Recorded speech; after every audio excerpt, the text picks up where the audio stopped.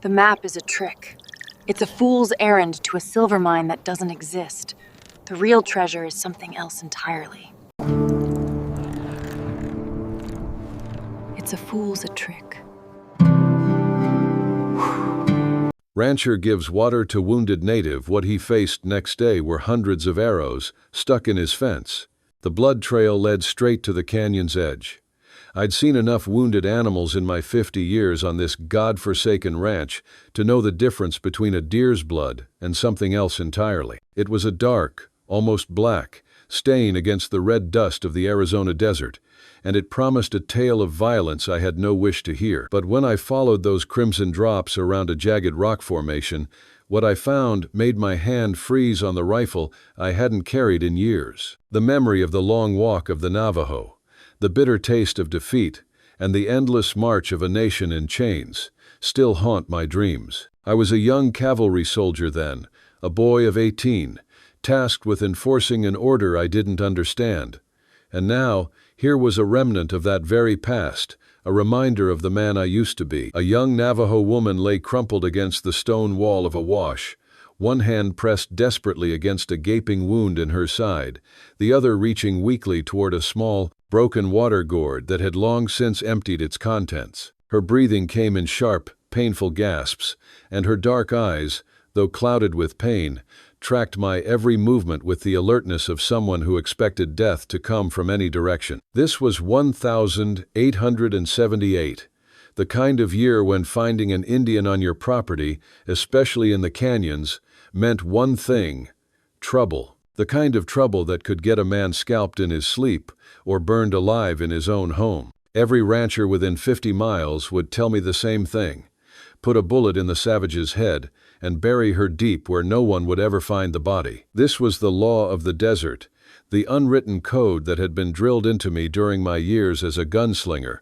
when I'd ridden down the same trails, hunting the same people. But something in her dark eyes stopped me cold. It wasn't just pain I saw there. It was the same desperate thirst I'd felt during the long walk, when my detachment had gone 3 days without water, and I'd thought I might die from it. The same human need that transcended skin color, language, or which side of a war you were born into. The girl tried to speak, her lips cracked and bleeding, but only a whisper came out. "Ta, I need water." She spoke in her native tongue. I lowered my rifle and reached for my canteen. My neighbors would call me a fool. My brother back east would say I'd lost my mind to the frontier loneliness. Hell, maybe they'd be right. But as I knelt beside this wounded stranger and pressed the cool metal to her lips, watching her drink like a woman saved from drowning, I knew one thing for certain: I was about to change both our lives forever. If you enjoy the story, hit that subscribe button right away. And if you don't, then just hit the like button anyway to keep more Wild West love stories coming. I watched every gulp, my mind racing with the implications of what I'd just done. In this territory, showing mercy to an Indian, especially a Navajo, was like signing your own death warrant. The hatred was a thick, palpable thing, a legacy of broken promises and spilled blood.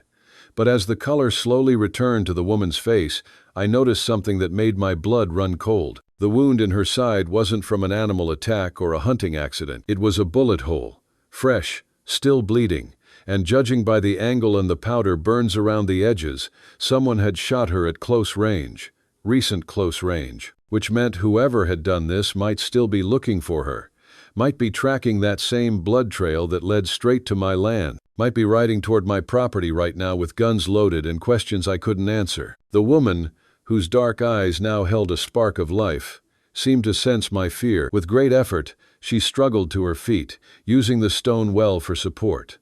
Blood immediately began seeping through her fingers where she pressed them against her wound. Her message was clear.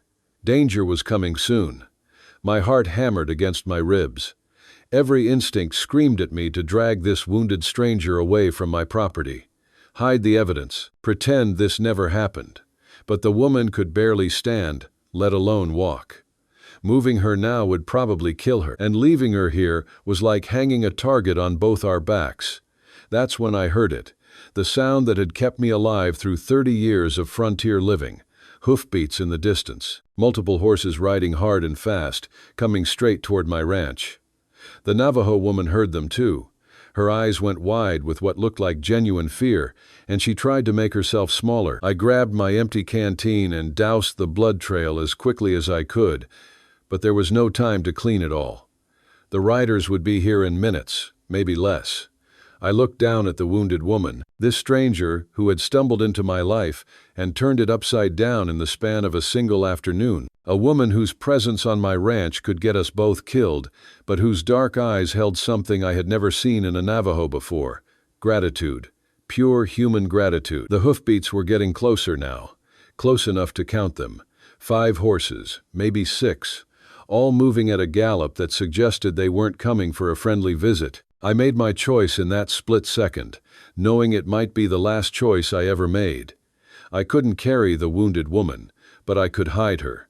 The old root cellar behind the barn. But as I reached down to help her to her feet, she grabbed my wrist with surprising strength and shook her head slowly. Then she did something that made my skin crawl.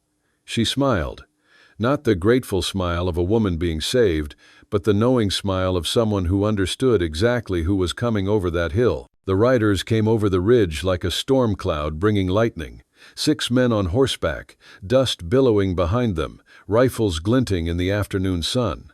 I recognized the lead rider immediately. Vulture Vance. He was an ex-soldier turned bounty hunter, a name I hadn't spoken in decades. A name that was a ghost from my past. Vance was the kind of man who collected scalps as trophies and called it justice. The kind of man who would burn down a ranch and everyone in it if he suspected them of harboring fugitives. I stood in front of the wash, my body blocking the Navajo woman from view, trying to look like a man who had nothing more pressing on his mind than fixing a broken fence post. My mouth felt dry as desert sand. Vance reined in his horse just 10 feet away, close enough that I could see the cold calculation in his pale blue eyes. The other 5 men spread out in a semicircle, hands resting on their weapons. This wasn't a social call. "Afternoon, Cal," Vance said, his voice carrying the lazy drawl of a man who knew he held all the cards. "We're a hunting party." A wounded Indian was seen this way. I felt sweat beading on my forehead despite the cool evening air. "Haven't seen any Injuns, Vance. Been working on the south fence all day."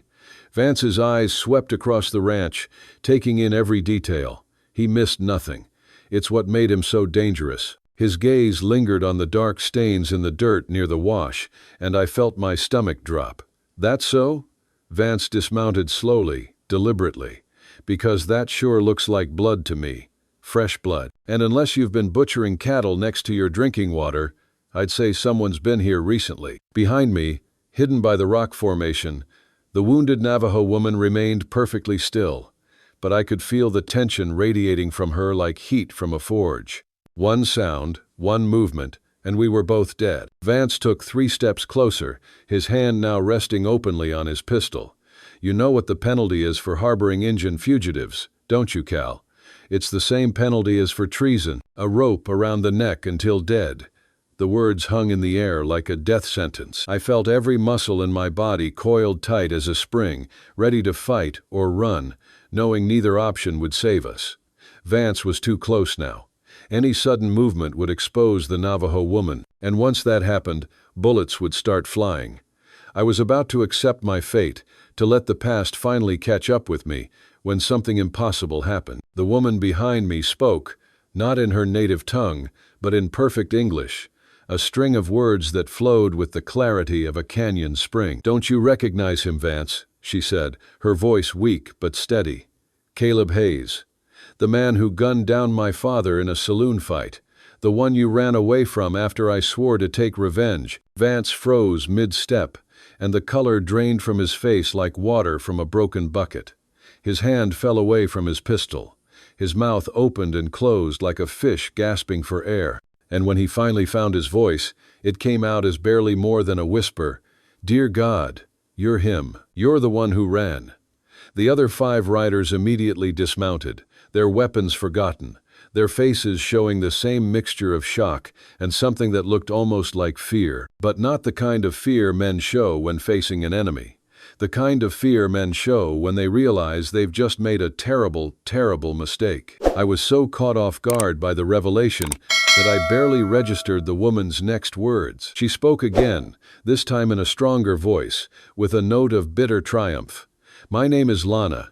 I know everything about you, Caleb Hayes, and I know everything about what you did." I stared at Vance's terrified face, my mind spinning like a wagon wheel stuck in mud.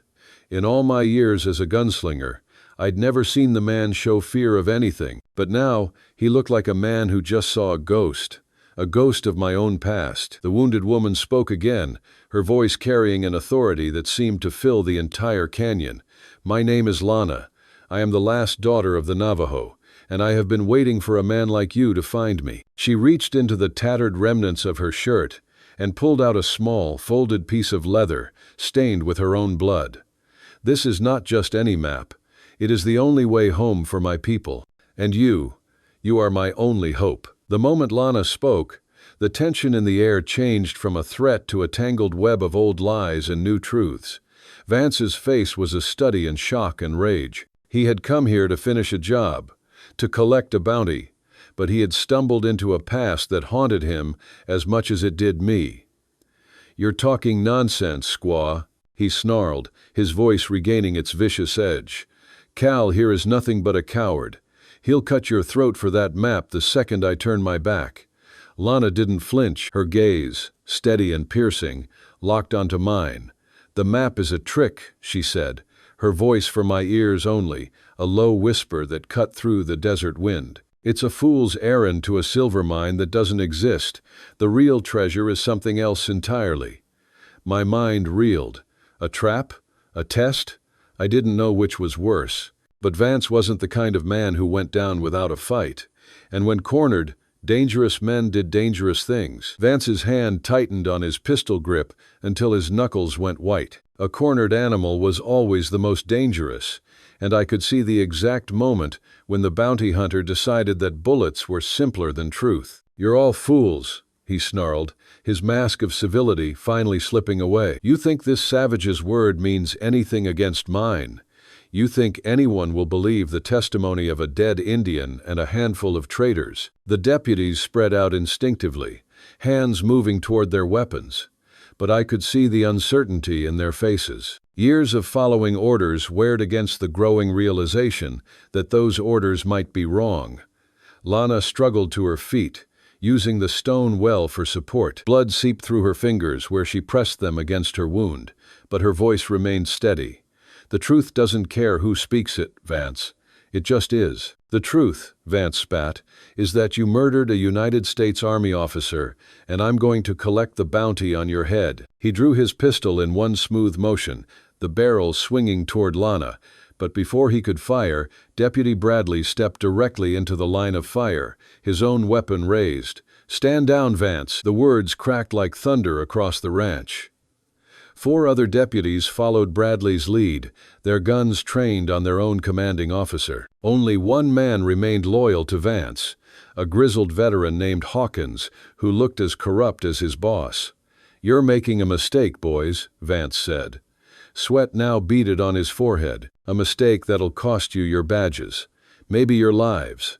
"Maybe," Bradley replied, "but I've made enough mistakes following your orders. I won't make any more." I watched this standoff with growing dread.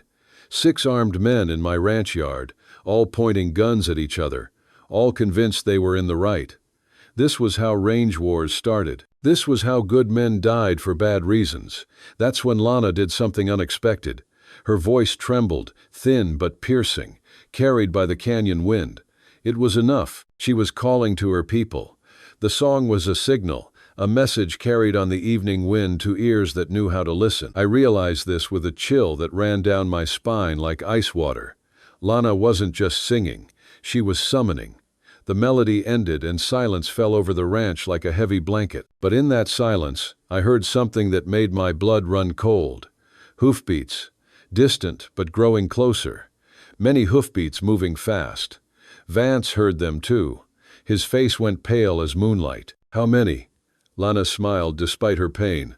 "Enough." The sound grew louder, multiplying until it sounded like thunder rolling across the plains. Not 6 riders this time, not even a dozen. A full Navajo war party was riding toward my ranch, and they would arrive within minutes. Vance raised his pistol again, this time pointing it directly at me. "You did this. You helped her signal them." "I gave a dying man water," I replied, surprised by the steadiness of my own voice. "Same as I do for any creature suffering on my land." The hoofbeats were close enough now to feel in the ground beneath our feet. Close enough to count. Too many to count. And Vance finally understood what Lana had been planning all along. They came over the horizon like a vision from another world. Dozens of Navajo warriors on horseback moving in perfect formation, their war paint gleaming in the dying sunlight. But as they drew closer, I realized something that defied everything I thought I knew about Indian war parties. They weren't coming for battle. At the head of the group rode an elderly chief whose presence commanded respect from 100 yards away. His gray hair was braided with eagle feathers, and despite his age, he sat his horse with the dignity of a man who had never bowed to anyone. Behind him rode warriors of every age, from seasoned fighters to young braves barely old enough to carry weapons. But their weapons remained sheathed. Vance's face cycled through confusion, fear, and desperate calculation. He still held his pistol trained on me, but his hand shook like a man with fever. "This changes nothing. I still have my orders." "Your orders," came a new voice, "are no longer valid." Everyone turned to see Deputy Bradley holding up an official-looking document. "This came through this morning. Vance, direct from the territorial governor. All pursuit of Lana is suspended pending investigation into Colonel Morrison's death." Vance's face went purple with rage. "You lying piece of check your own dispatch pouch," Bradley interrupted. "Unless you've been too busy collecting bounties to read your official mail." The Navajo warriors formed a wide circle around the ranch, not threatening, but unmistakably present. Their chief dismounted and walked slowly toward the well where his daughter waited. With each step, the old man's eyes never left Lana's face, searching for signs of serious injury. When father and daughter embraced, a collective sigh seemed to rise from the assembled warriors. I found myself witnessing something sacred, the reunion of a leader with his people, a father with his child, a peace negotiator with those he'd sworn to protect. The chief spoke to his daughter in rapid Navajo, his weathered hands checking the wound, his face grave with concern. Lana responded in the same language, but I caught enough English mixed in to understand the gist, the truth, the conspiracy, the names of the real killers. When the conversation ended, the chief turned to face Vance with eyes like black diamonds. When he spoke, his English was perfect and precise. "Vance, my daughter tells me you came here to murder him." Vance's pistol wavered. "I came here to arrest a fugitive from your own corruption," the chief replied. "A man whose only crime was discovering how you and your friends have been profiting from war between our peoples." The accusation hung in the air like smoke from a funeral pyre. Vance's remaining ally, Hawkins, was slowly backing his horse away from the circle, clearly calculating his chances of escape. "You have no proof," Vance said, but his voice cracked on the words. The chief smiled, not warmly, but with the satisfaction of a man holding all the cards. "We have Morrison's letter. We have the testimony of the real killers who confessed everything before they died trying to escape our justice. And we have something else." He gestured to one of his warriors who rode forward carrying a leather satchel. From it the warrior produced a stack of papers that made Vance's face go ashen. "Your correspondence with the gunrunners," the chief continued. "Every payment, every shipment, every lie you told to cover your tracks. Morrison was more thorough than you knew." Vance's world collapsed in that moment. I watched a corrupt man realize that all his schemes, all his violence, all his betrayals had been for nothing. The evidence was overwhelming, the witnesses reliable, the justice inevitable, but cornered animals were unpredictable. Vance swung his pistol toward the chief, desperation overriding common sense. "If I'm going down, I'm taking you with me." What happened next moved faster than thought. Lana threw herself between the gun and her father despite her wound. The pistol fired and dozens of Navajo warriors reached for their weapons in perfect unison. But the shot went wild because I, Caleb Hayes, a simple rancher who just wanted to help a thirsty woman, had tackled Vance from behind, sending them both crashing to the ground in a tangle of dust and rage. The dust settled like a curtain falling on the final act of a play. Vance lay motionless beneath me, his pistol thrown clear by the impact. Deputy Bradley and his men quickly secured both Vance and Hawkins, while the Navajo warriors slowly lowered their weapons. But it was what happened next that would stay with me for the rest of my life. The chief walked slowly to where I sat, catching my breath in the dirt. The old man's weathered face showed no expression as he studied this white rancher who had risked everything for a stranger. Then, without warning, he placed both hands on my shoulders and spoke in Navajo words that carried the weight of ceremony, of honor, of recognition. Lana translated, her voice thick with emotion. He says, "You are now brother to our people, that what you did today, showing mercy to an enemy, risking your life for truth, choosing courage over fear, these are the actions of a true warrior."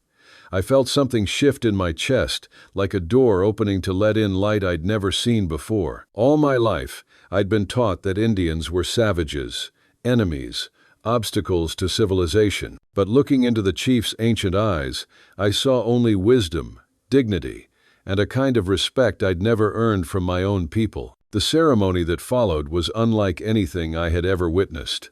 The Navajo warriors dismounted and formed a circle around me. One by one, they approached and touched my hand. Not a handshake in the white man's fashion, but something deeper, a recognition of kinship that transcended skin color or culture. When the last warrior had paid his respects, the chief presented me with a gift that took my breath away. A warlance decorated with eagle feathers and intricate beadwork, its shaft worn smooth by generations of hands. "This belonged to my grandfather," the chief explained, "and his grandfather before him.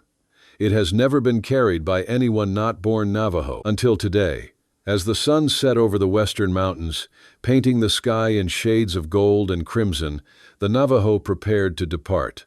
Lana's wound had been properly treated by the tribal medicine man, and though she was still weak, she would live to see the peace treaty expanded and the real conspirators brought to justice. Before mounting her horse, Lana clasped my hand one final time. "You saved more than my life today, brother. You saved the peace between our peoples." "I just gave a thirsty man some water," I replied. "Sometimes." Lana smiled. "That's how the world changes, one cup of water at a time." 24 hours later, exactly as the title had promised, they were gone. But they left behind something precious, proof that in a world full of hatred and fear, simple human decency could still work miracles. Vance and Hawkins were tried and convicted of treason, corruption, and conspiracy to commit murder. The gunrunners' operation was dismantled, and the peace treaty was not only renewed, but expanded to include all the tribes of the territory. And I, Caleb Hayes, a simple rancher who had shown mercy to a stranger, became the first white man in territorial history to be formally adopted into the Navajo Nation. Because sometimes in the brutal landscape of the Old West, the greatest battles weren't won with guns or violence, but with something far more powerful: the courage to see enemies as human beings, and the wisdom to choose compassion over fear. If you like Wild West love stories or Wild West stories, drop a bunch of 1 second and your place in the comments for the Wild West Love channel. Tell me where you're listening from, so I don't feel so alone out here. The hoofbeats faded into the distance, leaving only the vast silence of the desert behind. The sun had dipped below the horizon, painting the sky in shades of bruised purple and bleeding orange. I stood alone in the canyon, the war lance feeling impossibly heavy in my hand, a testament to a truth I'd never believed: that honor could still exist out here. My body was a roadmap of aches and bruises from the brawl with Vance, but my chest felt lighter than it had in decades. The weight of my past, the gunfights, the faces of men I'd killed, the shame of my inaction had been a heavy cloak I couldn't shed. But Lana, a ghost from that very past, had somehow, in one afternoon, lifted it from my shoulders. The silence was broken only by the crackling of the dying fire and the low, mournful cry of a coyote. I felt the absence of Lana like a physical thing, a phantom limb. I had just risked everything for a woman I barely knew, a woman who had seen my deepest shame and still called me a brother. What in the hell had I done? And why, for the first time in forever, did it feel so right? I started walking, the war lance a strange, beautiful burden in my hand, toward a future I still couldn't see. Hey there, friend, take a moment and get yourself a full glass of water. It's easy to forget, but staying hydrated is crucial for your health. Also, if you've been sitting for a while, do a quick lap around the room and give your eyes a break from the screen. Your body will thank you. I walked all night, my mind turning over the day's events like a stone in a prospector's pan, looking for some nugget of sense. My past was a series of ghosts, the Navajo Wars, the Long Walk, we forced them down, a memory that tasted like salt and dust. I was a young gunslinger then, believing in the righteousness of my cause, following orders to the letter. But the desert has a way of stripping away the lies you tell yourself. The hunger, the thirst, the sight of children dying on the trail, it broke something inside me that never mended. And Vance, he was my second ghost. My commanding officer had made a secret deal with a gun-running gang, promising them free passage in exchange for a share of their loot. Vance had discovered it and wanted to expose him, but I was a coward. I watched as Vance was framed and dishonorably discharged. And now, he was back, a monster from my past, hunting me down. I had run away from all of it, from the cavalry, from the lies, from the memories, to this God-forsaken ranch. But the desert, I was learning, doesn't let you run forever. It brings your ghosts back to you, one by one. The sun rose, painting the sky in a blinding yellow, and I found myself at the edge of the Navajo reservation. Lana had told me to leave her people alone, that she would be safe. But the doubt gnawed at me. What if Vance came back? He was a cornered animal, and a cornered animal was always the most dangerous. I had to know for sure. I kept to the high ground, watching the winding trails below, my heart in my throat. I saw a small group of Navajo on horseback, a sight that made me freeze. They were old men and women, children, their faces thin and their clothes tattered. They were walking, on foot, like they had been for a very long time. It was the long walk, all over again. The ache in my heart was a dull, constant throb. My guilt was an old friend, a familiar face in the crowd. I wanted to help, to offer them my ranch as a sanctuary. But I knew my presence, a white man, could only bring them trouble. I was the ghost of their past, a symbol of everything they had lost. I kept my distance, following them like a silent guardian. They walked for days, their numbers dwindling as the weakest fell behind. I left food and water for them on their trail, small offerings of a penance I could never truly repay. One morning, I saw an old woman, her face a web of wrinkles, collapse on the side of the road. I knew I couldn't just watch her die. I approached her, my hands raised in a gesture of peace. She looked at me, her eyes clouded with sickness and exhaustion. I offered her water, and she drank it gratefully, her throat making a rattling sound. I asked her, in the few words of Navajo I still remembered, "Where are you going?" "Home," she rasped. "The long walk home." She told me about a promised land, a hidden valley that her ancestors had spoken of in the legends, a place of healing and peace. Lana had been searching for that valley, a place of safety for her people. She carried the map, not to a silver mine, but to a better future. The thought of that beautiful, peaceful place, a place free from the ghosts of my past, filled me with a desperate hope. But hope, as the desert taught me, was a fickle thing. A few days later, as the Navajo group stumbled into a rocky pass, I heard the sound of gunfire. It was Vance and his men. They had survived, and they were back, their rage a palpable thing. I knew what they wanted. They wanted to terrorize the Navajo, to force me out of hiding. I had no choice. I had to face them. I mounted my horse and rode toward the sound of the gunfire, my old gunslinger instincts kicking in. My heart was a drum against my ribs, but for the first time in a long time, it wasn't a drum of fear. It was a drum of purpose. I wasn't fighting for myself. I was fighting for them. For the old woman who had told me about the long walk home. For Lana. For all the ghosts who had no one to fight for them. When I arrived, I saw a scene of chaos. Vance and his men, their faces twisted with hate, were firing into the air, forcing the Navajo group to scatter. Lana was nowhere to be seen. I shouted to them, my voice echoing off the canyon walls. "Leave them alone, Vance. Your fight is with me." He turned to face me, a sneer on his face. "Well, well, well, if it isn't the coward. Looks like you've finally decided to grow a spine, Cal." His men laughed, their guns still smoking. "Where is the map, Cal?" he snarled. "I know she gave it to you. That little squaw has guts, but she won't last long in this desert." My blood ran cold. The map wasn't about silver. It was about hope. A hope he would crush for a few pieces of gold. I was not going to let him do that. I wasn't going to make the same mistake again. I wasn't going to be a coward again. The air thickened with the dust and the stench of gunpowder. Vance and his men were a wall of hate. Their rifles aimed at me, their faces contorted with a vicious hunger. I could see the rage in Vance's eyes, a fire fueled not just by greed but by the ghost of our shared past. He was the consequence of my cowardice, a monster I had helped create by my silence. And now, he was here, demanding a final reckoning. My hand went to my side, where the butt of my old gunslinger pistol used to be, but it wasn't there. I'd left it behind, a symbol of a past I wanted to leave behind. I had to face him, not as the gunslinger I once was, but as the man I was trying to become. "The map doesn't lead to silver," I said, my voice steady despite the tremor in my hands. "It leads to a sacred place, a home for her people. You're a fool, Vance. You're fighting for a lie."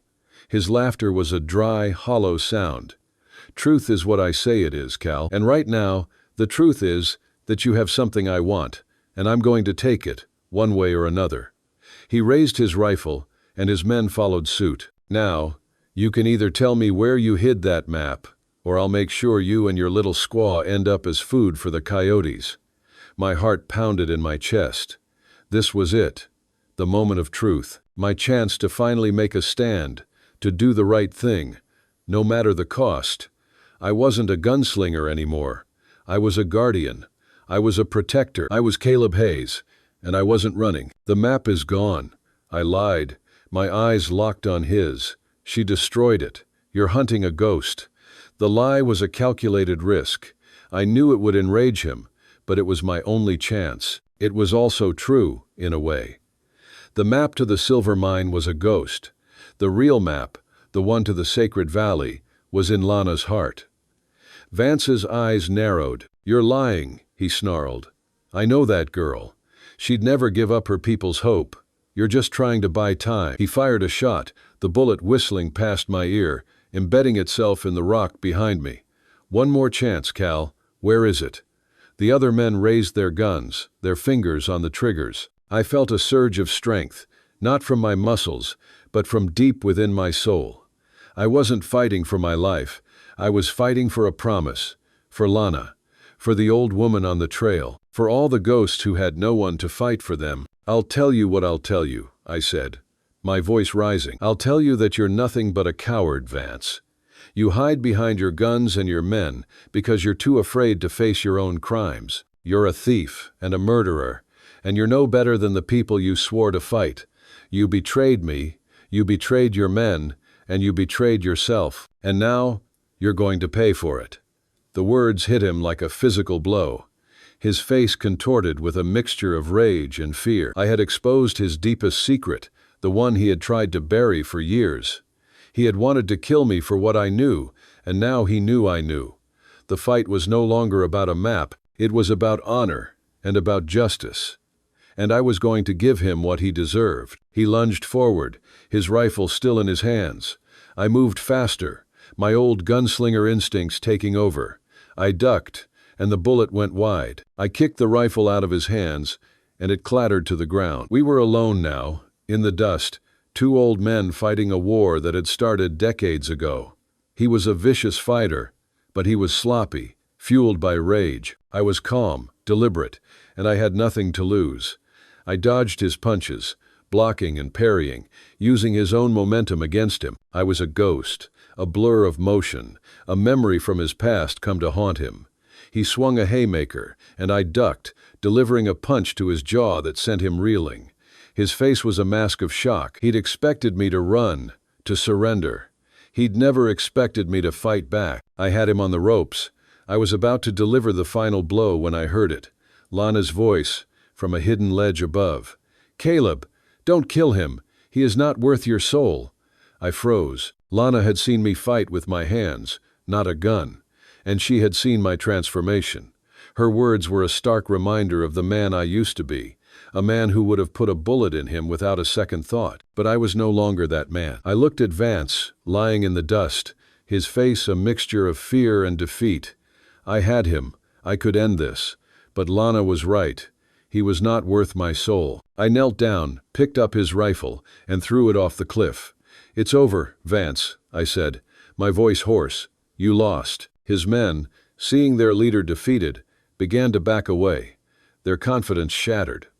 Lana descended from the cliff, her face pale but her eyes shining with pride. "You made the right choice, Caleb," she said, her voice a soft melody in the silence. I didn't feel victorious. I felt clean. The weight of my past, the guilt of my inaction, was gone. I had chosen honor over vengeance, and in doing so, I had finally found my redemption. Vance, his face still a mess of dust and tears, looked at me, a flicker of something new in his eyes. It wasn't respect, not yet, but it was a question. A question I couldn't answer. I had chosen a different path, a different kind of justice, and now he had to live with that. The sun was setting, painting the sky in a blaze of glory. The battle was over, but the journey was just beginning. If you're watching on television, don't hesitate, grab your phone and hit subscribe to my channel so you'll never miss out on our amazing characters. The sun dipped below the horizon, and the desert fell into a deep, silent peace. The battle was over. The dust had settled, but the final chapter was still unwritten. We stood on the canyon floor, Lana and I, watching the last of Vance's men ride away, a trail of shame and defeat in their wake. Vance was gone too, left to his fate in the unforgiving desert, his future as bleak as the coming night. I felt no triumph, only a quiet sense of finality. I had faced my past, and I had not been a coward. I had chosen a different path, and in doing so, I had found a kind of freedom I had never known. Lana looked at me, her eyes reflecting the last rays of light. "You are a true warrior, Caleb," she said, her voice soft. "Not with a gun, but with your heart." The words were a balm to my weary soul. All my life, I had been searching for a place to belong, a home, a purpose. I had found it not in a ranch, not in the life of a gunslinger, but in this wild, beautiful, and dangerous woman. I took her hand, and the warmth of her touch sent a shock through me, a quiet, humming electricity. We had shared a journey, a long walk home, and in doing so, we had found a home in each other. If you've made it this far, I know you're a true fan of WWL. From the bottom of my heart, I wish your day is filled with health and happiness, and may a little stroke of luck find you in the next 15 minutes. Don't forget to share it with me in the comments. Lana led me to a hidden trail, a path only her people knew. As we climbed, a new world opened up before us, a stunningly beautiful valley, not of greed, but of peace. This was the sacred place of her ancestors, a new Eden where the Navajo could finally be free. She had fulfilled her mission, and I, a man full of shame, had helped her. But the moment we stepped into the valley, I knew my journey had to end there. My heart was full, but also heavy. As a white man, my presence was a ghost from their past, a painful reminder of everything they'd lost. I had found my honor and redemption, but I had to leave it behind for them to have their peace. With a bittersweet ache, I looked at Lana, then turned my horse toward the setting sun. I didn't know where I was going, but for the first time in a long time, I wasn't afraid. Lana stood on a high cliff, her silhouette outlined against the fiery sky. I knew she was watching me go. I didn't look back. I couldn't. The future was unwritten, a blank page waiting to be filled. I would ride, a lone cowboy with a story carved in the dust and blood of the frontier, riding toward justice, carrying her memory into every sunset. Today's story is about pains that seemed to have no way out until a small ray of light changed everything. Do you believe that, even in the darkest times, there's always a miracle waiting at the end of the road? And if deep down you still believe that God is watching over you, quietly arranging everything, then right now, leave a comment, AMEN, below this video. Because who knows, at the very moment you write it, a blessing may quietly find its way into your life.